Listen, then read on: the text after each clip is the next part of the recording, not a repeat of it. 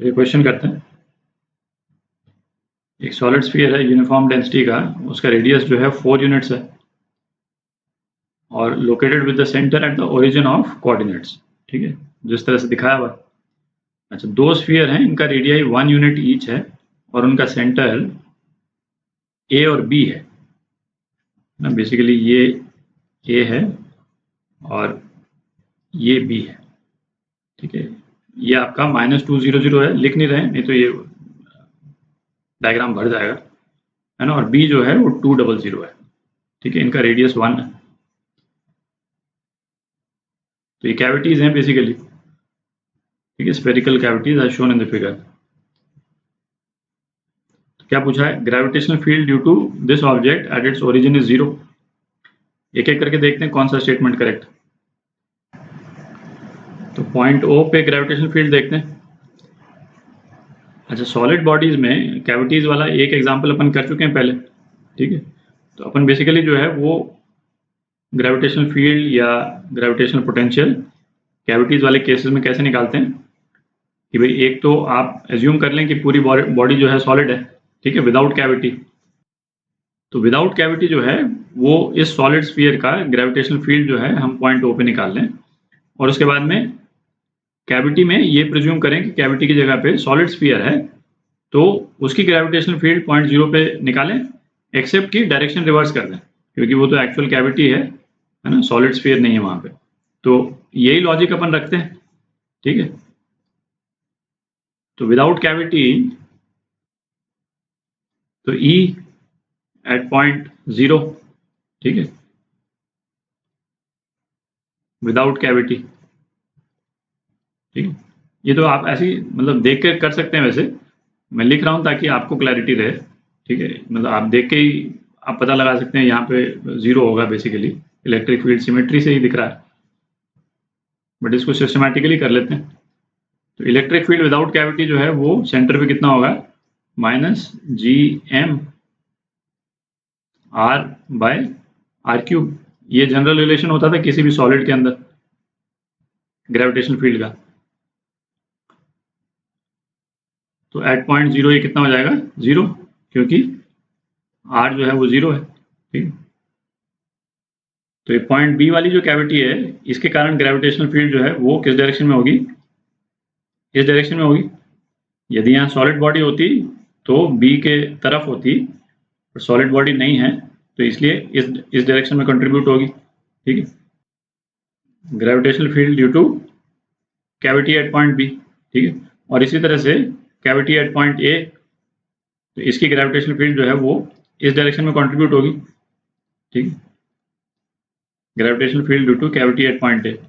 और चूंकि कैविटी, ये दोनों कैविटीज का साइज सेम है, तो ई ए जो है वो ई बी के बराबर होगा और एग्जैक्टली अपोजिट डायरेक्शन में। तो ये करेक्ट है ना। Gravitational field due to this object is 0, है ना। जो कंप्लीट सॉलिड बॉडी है उसके लिए 0 तो अपन ने निकाल ही लिया, और कैविटीज के लिए भी 0 हो गया नेट। तो ये करेक्ट है। अच्छा, बी पार्ट देखते हैं क्या बोल रहा है। Gravitational field at point B 200 is 0, मतलब ये पॉइंट बी जो है। अच्छा, सिमेट्री से ऐसा लग रहा है कि यहाँ पे ग्रेविटेशनल फील्ड 0 हो नहीं सकती है, बट है ना बहुत ज़्यादा ऑब्वियस नहीं है, क्योंकि आप देखें इसमें, है ना, अपन बी पार्ट कर रहे हैं। जो ग्रेविटेशनल फील्ड है बी कैविटी के कारण, ठीक है, ये तो 0 हो जाएगी। ठीक है, क्योंकि ये वाला फॉर्मुलेशन लग जाएगा इस केस में। किसी भी स्फीयर के सेंटर पे ग्रेविटेशनल फील्ड 0 होती तो ये सॉलिड बॉडी होती तो ये 0 कंट्रीब्यूट करेगी। पर ये जो बड़ी वाली बॉडी और ये छोटी वाली जो कैविटी है, उनका डायरेक्शन जो है म्यूचुअली अपोजिट है। ठीक है, ये जो पूरे जो स्फीयर है, सॉलिड स्फीयर, वो पॉइंट बी पे जो ग्रेविटेशनल फील्ड कंट्रीब्यूट करेगा वो इस डायरेक्शन में करेगा। ठीक है, इसको ई ऑफ स्फीयर बोल देता हूँ, ई एस बोल देता हूँ। ठीक है, और ये कैविटी ए जो है वो किस डायरेक्शन में कंट्रीब्यूट करेगी? वो इस डायरेक्शन में कंट्रीब्यूट करेगी, ई ए।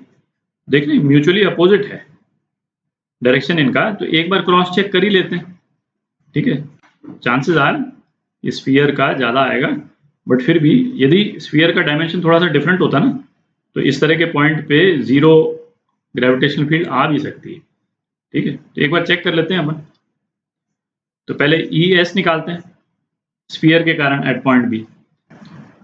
तो पॉइंट बी पे gravitational field due to sphere लिखते हैं अपन, gravitational field due to sphere at point B, है ना, ई एस बी। ये क्या हो गया, minus G M, mass of sphere को मैं एम एस बोल देता हूँ, ठीक है, क्योंकि मास ऑफ कैविटी अभी निकालेंगे अपन। आर कितना है, 2 है, और कैपिटल आर कितना है, 4 है, ठीक है, रेडियस 4 यूनिट्स, और इसका रेडियस 1 यूनिट है, और ये B2 है, तो यहाँ पे R2 हो गया छोटा, तो 4 क्यूब, तो ये कितना आ गया, माइनस GMS/32 आ गया, ठीक है। और डायरेक्शन ये है ES का, जो अपन ने यहाँ पे लिखा है ना, ESB लिख देते हैं। अच्छा, अब EAB निकालते हैं। EAB ये कितना हो जाएगा, ये तो ये जनरल रिलेशन लिख रहा हूं मैं, माइनस GM/R, क्योंकि स्फीयर के बाहर है ना, यहाँ पे सॉलिड स्फीयर होता तो क्या कंट्रीब्यूट होता, या माइनस तो मैं जनरल लिख रहा हूँ, बट अपने को तो डायरेक्शन मालूम ही है, ठीक है। तो अच्छा, MC लिख देते हैं, मास ड्यू टू MC क्या हमने कर दिया कि ये जो कैविटी है, कैविटी में यदि मास होता तो कितना मास होता, तो MC/MS ये कितना हो जाएगा, radius C cube upon radius of sphere cube, है ना, दोनों के वॉल्यूम को डिवाइड कर दिया, बेसिकली डेंसिटी तो सेम ही है, ठीक है, वॉल्यूम को डिवाइड कर दिया, तो ये कितना आ गया, RC जो है वो 1 है, और RS कितना है, 4 है, ठीक है, तो 1/64 आ गया ये, ठीक, तो ये कितना हो गया, माइनस GMS/64, और ये कितना दूर है इससे, टोटल 4 पॉइंट दूर है, ठीक, पॉइंट बी जो है वो इस ए वाली कैविटी वाला जो स्फीयर है उससे 4 पॉइंट दूर है, तो इंटू 4, ठीक है। तो इसको देख के बिल्कुल क्लियर ही दिख रहा है कि ESB जो है वो इसके बराबर नहीं है, तो बराबर नहीं है तो डायरेक्शन अपोजिट होने पे भी ये जीरो फील्ड कंट्रीब्यूट नहीं कर सकता, ठीक है, तो ये ऑप्शन तो नहीं हो सकता, ठीक है। अब पोटेंशियल देखते हैं, ये ऑप्शन सी देखते हैं, क्या बोल रहा है, gravitational potential is same at all points of the circle y² + z²। y और z जो है वो दो वेरिएबल ले रखे हैं, तो yz प्लेन यदि अपन देखें तो y² + z² = 36, मतलब इस सर्कल का रेडियस जो है वो 6 है, ठीक है, तो यहां से करीब शुरू हो रहा है, तो ये सर्कल जो है अप्रोक्सीमेटली इस टाइप का कुछ बनेगा, आप देख रहे हैं, ये मैं एक रफ टाइप का डायग्राम बना रहा हूं, कुछ इस टाइप का सर्कल बनेगा, आप विजुलाइज कर सकते हैं इसको, ठीक है। तो मेन पॉइंट ये है, इस सर्कल का जो भी लोकस है ना, ये जो पॉइंट्स हैं इस सर्कल पे, ये दोनों स्फीयर जो हैं वो इसके इक्विडिस्टेंट है, ठीक है, और जो बड़ा वाला स्फीयर है वो तो सिमेट्रिकली प्लेस्ड है ही, है ना, उसको ये सर्कल जो है वो एग्जैक्टली उसके बीच में ही बनाया हुआ है, तो है ना, ये तो सिमेट्री से ही दिख रहा है कि ग्रेविटेशनल पोटेंशियल जो है वो सेम होगा। इन दोनों स्फीयर्स के सेंटर से हम कोई भी पॉइंट ले लें, यदि इस सर्कल पे ये पॉइंट अपन ले लिया, तो ये डिस्टेंस और ये डिस्टेंस है ना सेम होगा, एग्जैक्टली सेम, इस डायग्राम में सेम दिख नहीं रहा है, बट आप उसको 3D में विजुलाइज करें तो क्लियरली दिख जाएगा, है ना। इनफैक्ट YZ प्लेन में जितने सर्कल हम बना लें, है ना, मैं कोई भी दूसरा सर्कल बना लूं, रेडियस कोई भी ले लूं, है ना, सपोज ये एक सर्कल बना दिया अपन YZ प्लेन, तो यहाँ पे भी ग्रेविटेशनल पोटेंशियल सेम होगा, तो ये जो डी पार्ट है, डी पार्ट में छोटा सर्कल है ना, रेडियस 2 का। तो इसमें भी आप कोई भी एक पॉइंट ले लें इस सर्कल के ऊपर, है ना, ये पॉइंट ले लिया यदि आपने, ये और ये डिस्टेंस बराबर होगा, दिख रहा है, तो सिमेट्री से ही दिख रहा है।